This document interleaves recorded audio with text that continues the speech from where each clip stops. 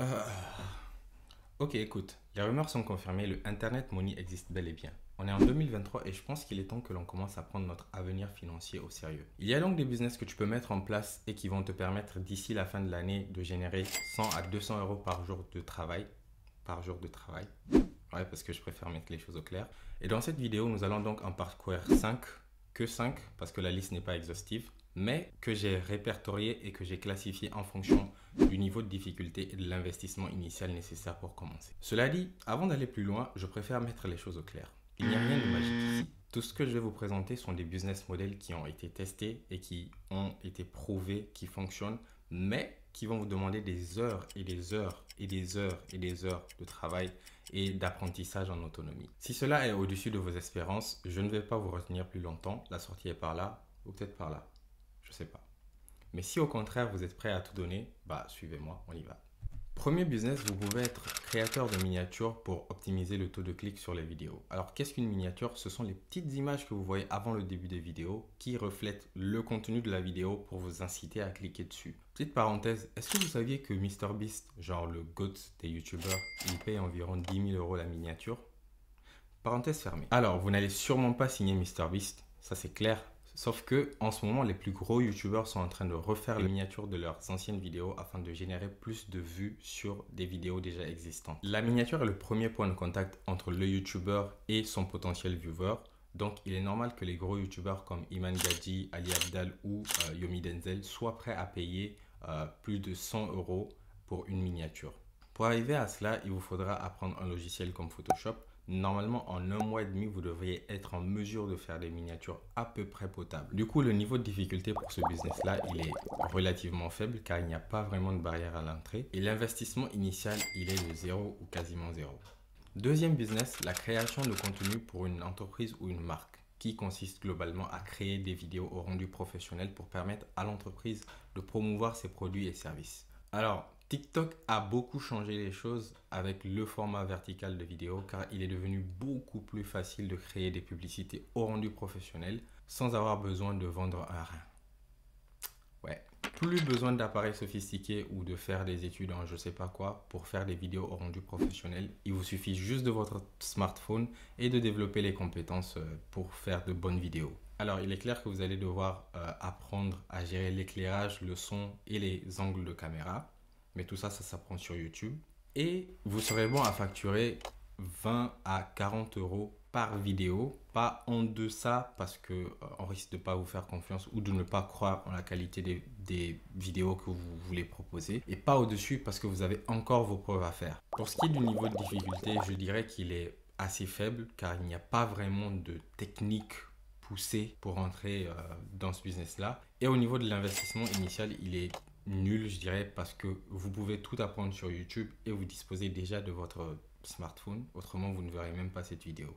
Donc, numéro 3, une agence de marketing digital. Alors, celui-là, il revient souvent et c'est bien normal car on nous a beaucoup menti là-dessus pour nous vendre des formations. Moi, j'ai aucune formation à vous vendre pour le moment. Je veux pas savoir ce que pensent les autres. Notez bien que il est impossible de mettre en place une agence de marketing digital en partant de zéro en 30 jours. Impossible. Ou alors, c'est que vous êtes vraiment un génie. Parce que, au-delà des compétences en marketing qu'il va vous falloir développer, vous allez devoir apprendre à mettre en place des sites web, à mettre en place des publicités sur les réseaux sociaux, à gérer des automatisations de mails. Il est impossible de le faire en 30 jours parce qu'il y a littéralement des gens qui vont à l'université pour apprendre cela.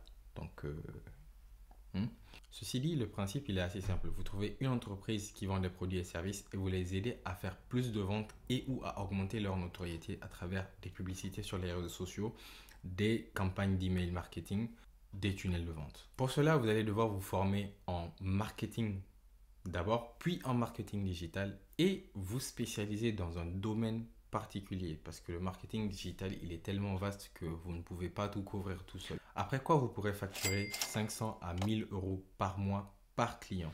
Oui, c'est énorme, sauf que notez bien que vous ne pourrez pas signer à 15 clients à la fois parce que c'est un travail qui est extrêmement chronophage. Mais imaginez juste en signer 3 ou 4. Faites les calculs. Pour celui-là, le niveau de difficulté, il est particulièrement élevé. Il est extrêmement élevé. C'est dur. Par contre, pour ce qui est de l'investissement initial, c'est open bar, c'est zéro ou quasiment zéro, car comme je vous l'ai dit, tout s'apprend sur YouTube. Quasiment tout. Quatrièmement, les cours en ligne. Si vous avez une compétence particulière qui est rare et qui est très en demande, vous pouvez considérer ce business-là comme une option et vous pouvez le voir de deux manières. Soit vous décidez de faire des cours en ligne, en direct, via des plateformes telles que Zoom ou Google Meet, qui va vous demander moins de travail, mais qui paye le moins bien. Soit vous choisissez de tourner et de mettre en ligne des cours complets en vidéo sur des plateformes comme Skillshare ou Udemy ou même sur votre propre site web, qui est l'option qui paye le plus, mais qui va vous prendre le plus de temps à mettre en place parce que vous allez devoir tourner et peut-être éditer vous-même si vous ne recrutez pas quelqu'un et faire un site web si vous ne recrutez pas quelqu'un pour le faire. Et donc, c'est l'option la plus compliquée, mais qui va payer bien sur le long terme si votre cours est intéressant et que vous avez fait du bon travail. Moi, par exemple, je suis prêt à payer des cours qui vont me faire progresser sur un de mes business et je ne vais même pas y réfléchir deux fois. Et je sais qu'il y a plein de gens comme moi. Si vous êtes bilingue, par exemple, you can choose to make courses in English like... Oh, pardon. Vous savez, quand on est bilingue, on ne se rend pas compte. Donc, je disais que si vous êtes bilingue, par exemple, vous pouvez décider de faire des cours en anglais, genre apprenez l'anglais en un mois, ou parlez l'anglais en une semaine, quelque chose comme ça. Et vous pouvez le mettre en ligne et ça va cartonner de ouf. Le niveau de revenu sur celui-ci, il est très difficile à cerner parce que ça va dépendre du domaine dans lequel vous faites les cours, de la qualité de vos cours, du nombre de clients que vous allez avoir, de la plateforme et ainsi de suite. Ça va dépendre de beaucoup de paramètres. Cependant, posez-vous juste une question. Pourquoi, à votre avis, les youtubeurs, ils essaient toujours de vous vendre les cours? C'est parce que ça paye. Alors, pour ce qui est du niveau de difficulté, il est élevé parce que vous allez devoir être un spécialiste dans un domaine.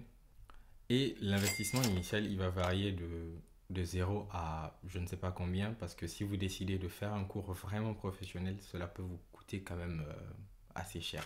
Cinquièmement, vidéographe ou photographe pro. Celui-là, il est un peu compliqué si vous n'avez pas une passion pour la photographie ou la vidéographie à la base, parce que vous allez devoir développer des compétences qui sont un gros paquet, mais qui, sur le long terme, va vous permettre de vraiment générer beaucoup de revenus.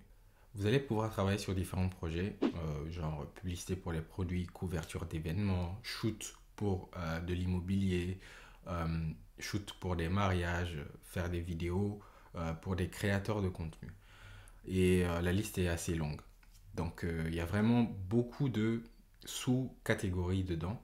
Par contre, il va falloir avoir les reins solides et la passion parce que vous allez devoir apprendre à faire de bonnes vidéos, c'est-à-dire lumière, son, montage, de bonnes photos, composition photo, retouche photo. Et il y a une multitude de logiciels à apprendre. Après quoi, vous pourrez facturer 100 à 150 euros pour un shoot photo, ce qui est quand même pas mal pour un début, et 150 à 250, allez, disons 300 euros pour une bonne vidéo à vos débuts. Niveau de difficulté, super élevé parce que vous avez une multitude de logiciels et de compétences à apprendre.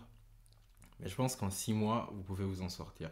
Et l'investissement initial, il est plus conséquent que les précédents parce que je dirais qu'il est entre 1000 et 1500 euros parce que vous allez devoir trouver une bonne caméra et en plus de la caméra, trouver de bons objectifs photo en fonction du domaine dans lequel vous voulez exercer précisément. Est-ce que les business que j'ai cités vont vous prendre beaucoup de temps à mettre en place? Oui. Est-ce que ça va être difficile? Oh que oui. Cependant, Andrew Tate a une fois dit, il n'y a rien de valeur qui soit facile à obtenir, autrement ça n'aurait pas de valeur. Les business models que je vous ai présentés aujourd'hui et que je m'évertue à vous présenter sur ma chaîne sont des business models clairs, testés, prouvés qui fonctionnent, qui sont basés sur de l'échange de valeurs clair et sans ambiguïté. Je répète, sur de l'échange de valeurs clair et sans ambiguïté. Ne laissant alors qu'une seule question en suspens. Est-ce que vous avez le mental pour aller chercher ces 100 à 200 euros par jour?